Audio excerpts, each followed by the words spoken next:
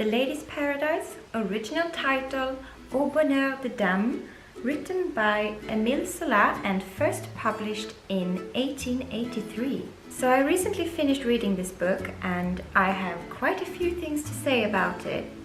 Both good and bad, mostly bad I'm afraid.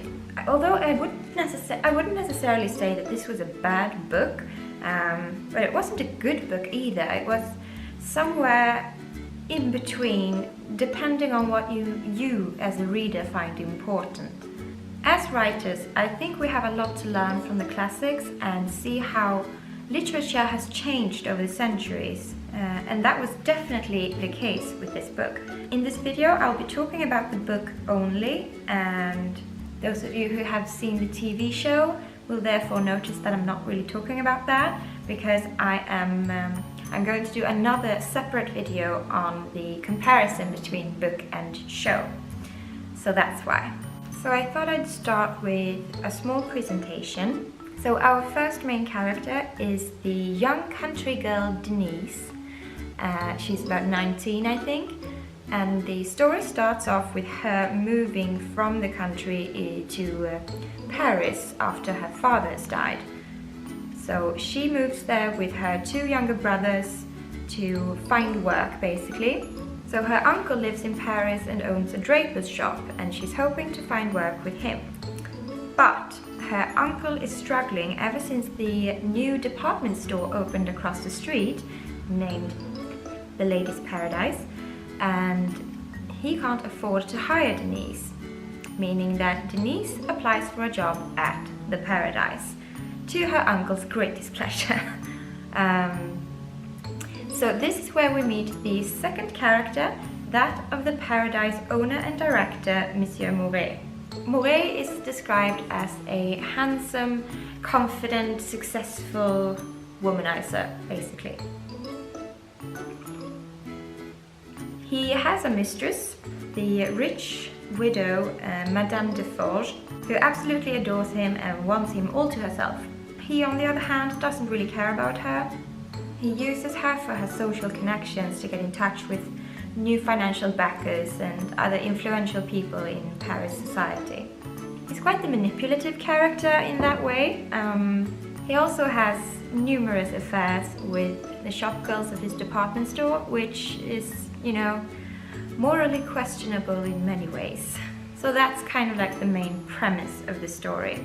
Denise being this naive, innocent girl from the countryside, and Maurys being this morally corrupt douchebag, basically. And these two opposites meet at this huge department store that is the Lady's Paradise.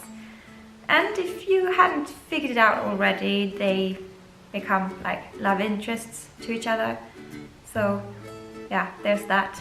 So that was, you know, the main plot, or whatever you're supposed to call that, the main premise of the story. And now I'd like to continue talking about some issues I had with the characters. Bear in mind though that I can't really talk about this in detail without blurting out a few spoilers here and there, but I'll try to warn you in advance should you wish to mute or skip those parts. So, number 1, Denise. Denise, she is a bland and boring main character. Remember me saying that Denise is this innocent young girl from the countryside? Well, it shows. And not just in the beginning of the story, she's the same throughout the whole book. It would be a lot more forgiving if her living and working in Paris had some kind of effect on her and changed her in a way. Maybe she would, you know, change her views or perspective according to her new experiences. But no, Denise is a good example of the too perfect character, the Mary Sues of literature. We understand rather quickly that she really likes her job at the Paradise, but it's difficult to know whether she's actually an ambitious person. She rises through the ranks of the department store, but she never really seems tempted by riches or power. She is one of those morally perfect characters that would never be tempted to spend the money she earns or to use the influence that she has acquired. Her only motivation throughout the whole book is to be able to take care of her brothers, and that's it. Like, nothing for herself, nothing. There's nothing there. And she's also described as being quite plain looking, so, you know, there's that as well.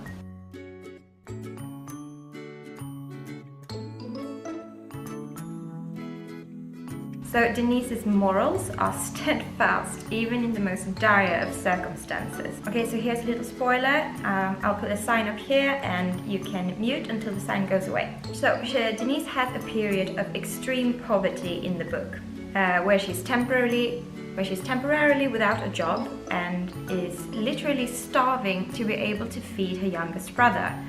Her older brother, or the elder brother, is working at some sort of apprenticeship, so he's technically not her responsibility at the moment. Anyway, this is when her friend Pauline tells her that she should get a lover or a boyfriend, start dating someone, because back in the 1800s, when a man was dating a woman, he would provide her anything that she needed. Not to mention, Pauline herself was doing this, as well as every other woman in the book. But no, not Denise. She would rather condemn herself and her little brother to starvation. I mean, it's fine that she made that decision, but it's not realistic that she wouldn't have been even the tiniest bit tempted by it.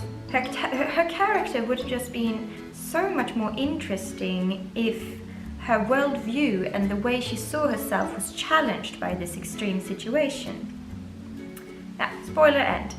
So Denise has always seen herself as someone who would dedicate her life to make her brothers, have a good life, I suppose, which in her twisted mind means that she can never get married.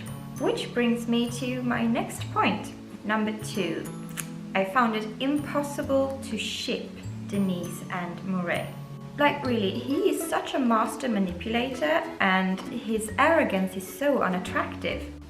Denise, of course, falls head over heels in love with him at first sight because, he's the director of the store. And apart from that, we don't really get any other valid reason for her to be drawn to him. And when he eventually starts seeing Denise as a potential lover, things start to get really interesting, to say the least. Here comes another spoiler for you. He sends Denise an invitation to come and have dinner with him at his home, which means, reading between the lines, that he intends for her to stay the night, because that's what he's done with so many other shop girls already. It's implied. So there's Denise, the recipient of an invitation from a man she claims to love, and she breaks down completely and can't stop crying. She is devastated because she loves him so much, but she's determined to remain a virgin for the rest of I don't know, that sort of thing is never really explained. So yeah, she rejects him to his great annoyance because she is the first woman to have ever done so. I suppose I would understand her rejecting him at this time, because you don't really want to be one out of 100 people to have been receiving this invitation. I mean, it's not really making you feel special, does it? So, spoiler end. Despite Maurys actually being the most layered and interesting character of the book, the fact that Denise is such a human equivalent of a dish rag makes the pairing really awkward. I even found myself shipping his mistress, Madame de Forge, at times, because at least she had some clear motivation and human character flaws. She's, I suppose, the main sort of villain in the story, but she's not given that much wiggle room in that sort of role, so she's more or less treated like a side character. Speaking of side characters, point number 3. There are too many side characters. We meet so many, it's impossible to keep track of them. Pretty much every single one of Madame de Forge's lady friends are described in detail with their backstory, personality and everything. And the same goes for a lot of the employees at the Paradise as well. A lot of these characters have their own POVs too. And the whole POV thing is rather fluid. Like you can read a Monsieur Maurys-centered chapter, and as he is walking through the store, the POV sort of changes to one of his employees for a bit and then back again to Monsieur Maurys. And that's fine, but I don't really think it works for this story to have such a large cast, especially since their involvement in the main plot has to be relevant as well. And if they are to have their own arc, then they would need more space. This book lands somewhere in between, and I just don't think it works very well.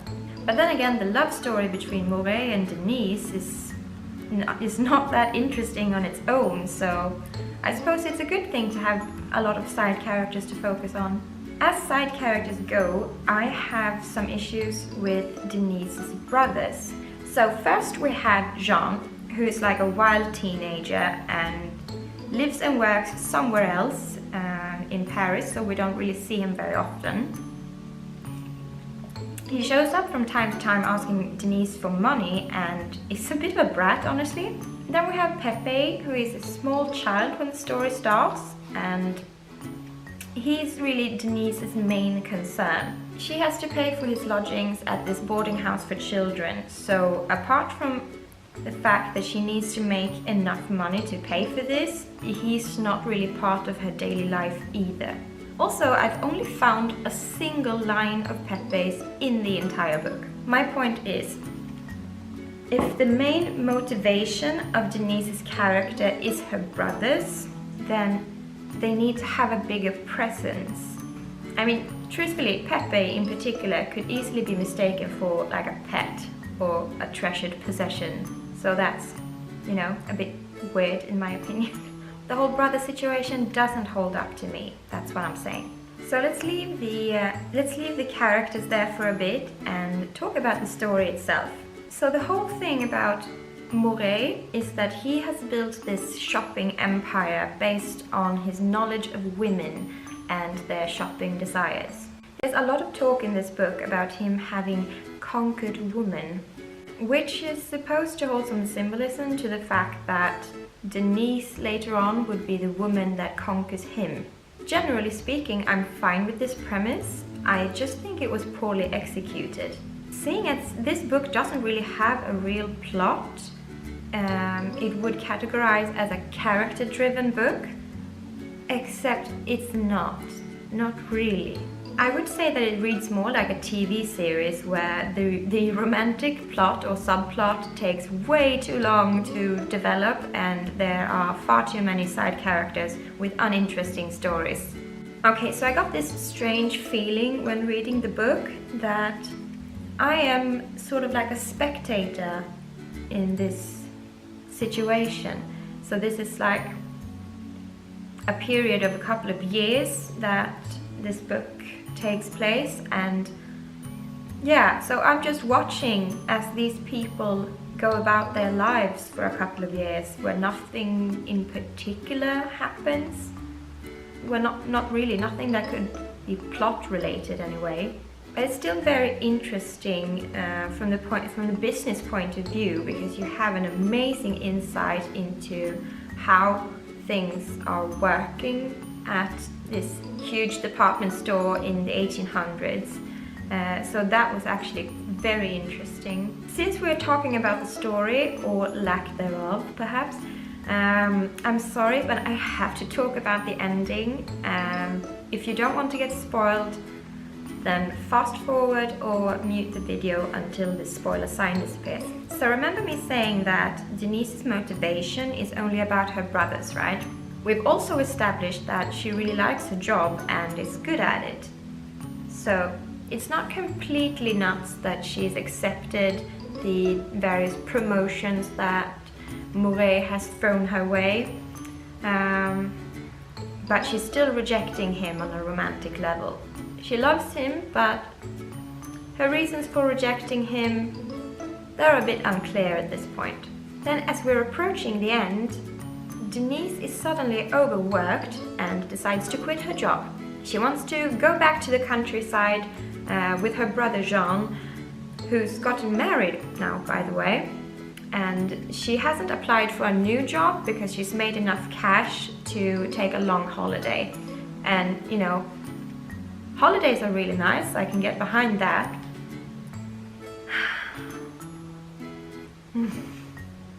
This is very out of character thing for her to do. Denise is a character that, if anything, she's a hard worker, dedicated worker, and not selfish at all. She loves selling, she loves the store and everything that it represents. She always came up with new ideas, and I'm getting a bit ahead of myself here. She struggled a lot at the beginning of the book when she was a new sales girl, but it was very clear from the start that she loved selling, she loved the store and everything that it represented, basically. She loved that it was the future of shopping. She would always defend it when her uncle spoke badly about it and so on. For heaven's sake, she was drooling over the displays for years, and now she just quits. I mean, it came out of nowhere. There was not a single thought of this until the ending, and, you know, suddenly she quits. And we find out not through her POV chapter, but through other people's POVs when they're like gossiping about it. I just don't understand it. So Maurys is like panicking about this. He's obsessed with Denise at this point. He even offers to give her all the holiday she wants as long as she comes back at the end of it. She rejects this offer, but admits that she doesn't really have a plan for what to do next, you know. I mean, what little respect I had for this character is completely gone at this point. There is just no clear motivation for anything that she does. So naturally, there was only one thing left for poor Maurys to do. He asks her to marry him. And Denise is like, oh no, do not torment me so. I cannot. I mean, you have to hand it to old Émile Zola for that's not really the normal response you would expect from a person who claims to love the person who's proposing to them. She tries to give her insane reasons about her brothers, and Maurys even calls her out for it, like, why can't you get married just because you have brothers? And she can't even answer that. I've been asking myself that question throughout this whole book, and now, in the end, there's still no answer to that.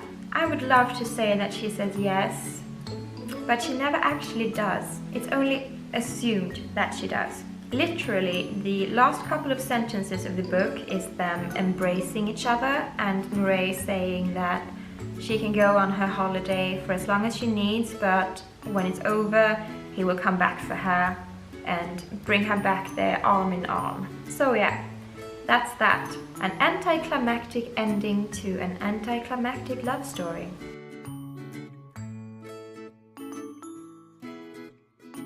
Despite everything that I've just been complaining about, there are some positive things about this book as well.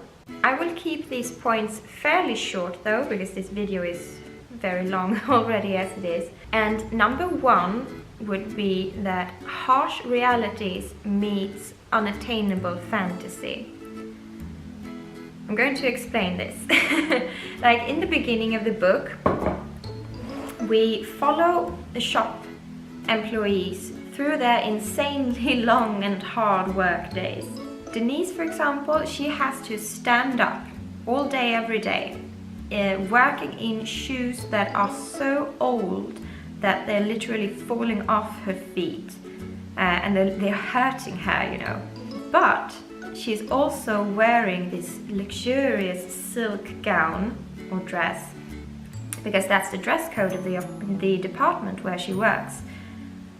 So you have this emphasis on the contrast between her harsh reality, those old tattered shoes that she's too poor to be able to replace, and this luxurious silk dress that she's constantly touching because it's this unattainable fantasy. It's close enough for her to touch it, but she hasn't.